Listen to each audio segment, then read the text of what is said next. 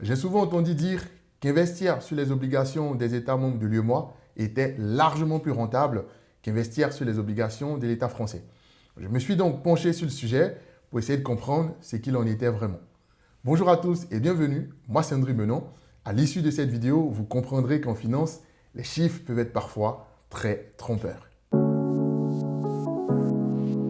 Petit rappel de ce que c'est qu'une obligation. Une obligation, c'est tout simplement un titre de créance. Et donc, lorsque vous achetez une obligation, vous prêtez de l'argent à une entité. Cette entité-là, ça peut être un État, une entreprise ou une collectivité. Donc, en contrepartie d'avoir prêté de l'argent, cette entité-là va vous verser des intérêts. C'est ce qu'on appelle aussi des coupons. Et à l'échéance, va vous rembourser le capital que vous avez prêté initialement. Les OAT françaises, ce sont les obligations assimilables du Trésor. C'est en quelque sorte les obligations de l'État français. Ces obligations-là, on pourra les acheter sur les marchés financiers. Depuis un compte titre, vous pouvez acheter directement les OAT françaises. Ce sont des produits cotés, comme tous les produits, comme les actions. Vous pouvez acheter ces produits-là sur les marchés financiers. Ce sera très compliqué pour un particulier d'acheter les obligations de l'État français à l'émission. Avant, c'était possible, mais aujourd'hui, c'est très compliqué pour un particulier de pouvoir, sur le marché primaire, aller acheter des obligations. La plupart du temps, c'est sur le marché secondaire ou à partir des fonds qu'on va pouvoir acheter des obligations. Les OAT UEMOA, ce sont les obligations assimilables du Trésor émises par un État membre de la zone UEMOA. Ça va être par exemple les obligations de l'État de la Côte d'Ivoire, les obligations de l'État du Sénégal ou encore les obligations de l'État du Bénin, du Togo, etc. Donc tous les pays membres de l'UEMOA peuvent émettre des obligations sur le marché de la BRVM.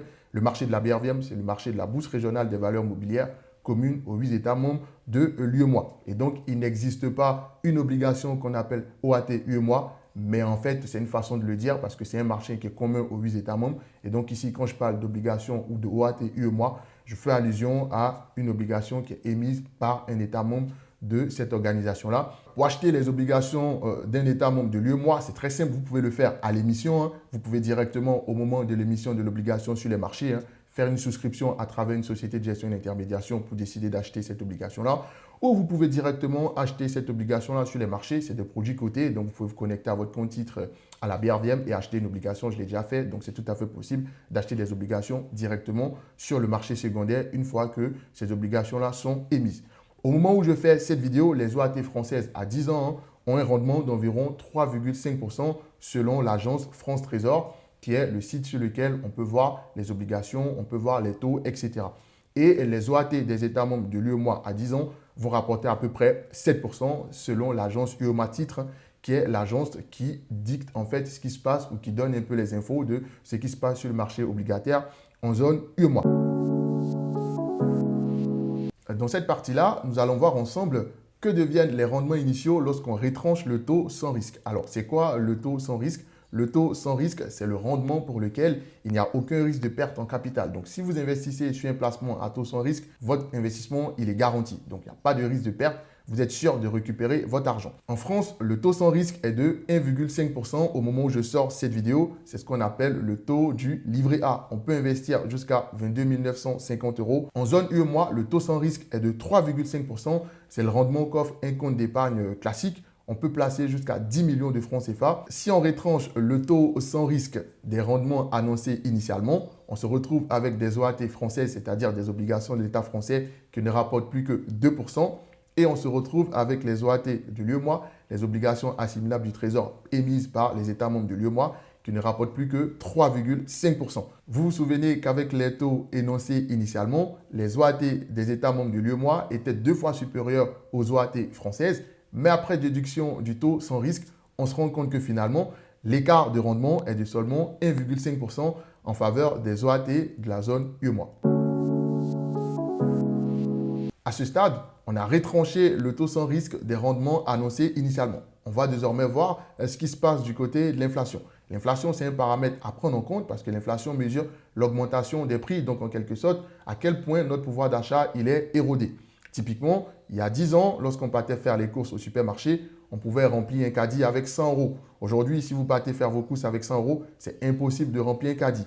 Et donc, l'inflation érode notre pouvoir d'achat. Et justement, l'inflation aussi va éroder le rendement de nos placements. Et donc, il faut également déduire cette inflation des taux initialement annoncés.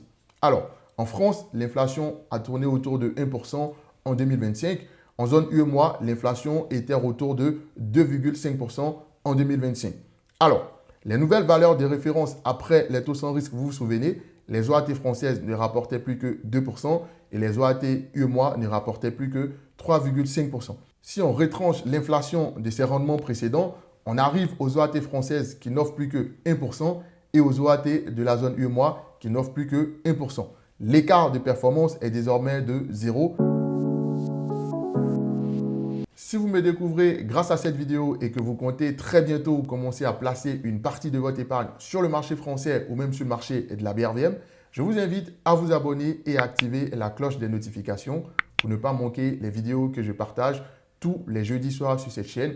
Grâce à ces vidéos, vous allez mieux comprendre les produits d'épargne et d'investissement aussi bien à la BRVM qu'en France, ainsi que tous les petits tips que je partage pour vous aider à investir sereinement. Et puis, si vous ne l'avez pas encore fait, laissez un like pour soutenir la chaîne, pour aider la chaîne à grandir. À ce stade, vous venez de voir qu'investir sur les obligations de l'État français ou encore investir sur les obligations de l'État de Côte d'Ivoire, du Sénégal ou du Mali, finalement, rapporte à peu près la même chose. Mais un élément très important, c'est le risque. Parce que pour deux investissements qui rapportent la même chose, on va choisir naturellement l'investissement qui est le moins risqué. Et donc, allons voir désormais au niveau des risques, comment est-ce que le risque en France est perçu par rapport au risque sur les États membres de l'UEMOA. Alors, pour mesurer le risque, les agences de notation vont attribuer des notes à chacun des émetteurs, ce qui est tout à fait normal.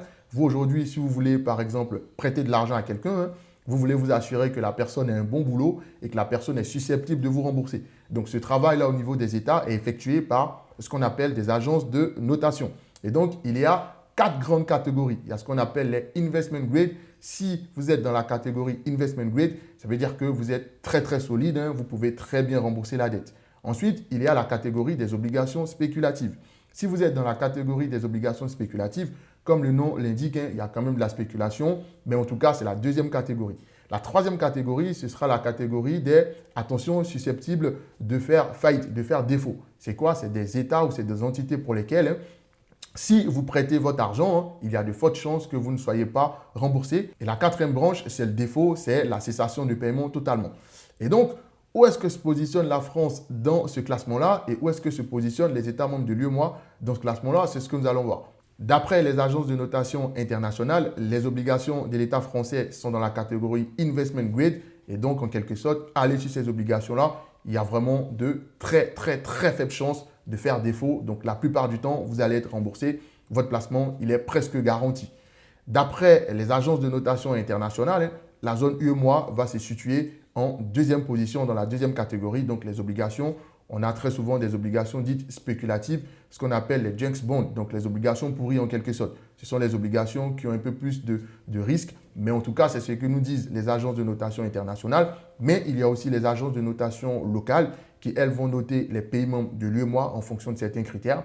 Par exemple, en monnaie locale, vont prendre en compte des critères que ne prennent pas les agences de notation internationales. Donc, il faut savoir que selon certaines agences de notation locales qui sont plutôt sérieuses, il y a certains membres de l'UEMOA qui sont aussi dans la catégorie investment grade. Il était important pour moi de revenir sur ces différents niveaux de risque-là parce qu'il y a énormément d'investisseurs qui pensent qu'en fait, investir sur les obligations, c'est une garantie à 100%. Pas du tout. Vous vous doutez bien que si des agences de notation internationales font des critères pour essayer de classer des pays, c'est parce que justement, il y a un risque sur les obligations. Il y a notamment le risque de défaut. C'est le risque que l'émetteur, l'État, l'entité à laquelle vous avez prêté votre argent fasse défaut et ne soit plus en capacité de vous rembourser votre argent. Il y a aussi le risque de contrepartie parce que j'entends souvent certaines personnes qui disent « Attention, les obligations que j'ai achetées sont garanties par la BAD ». Attention, c'est aussi ce qu'on appelle le risque de contrepartie.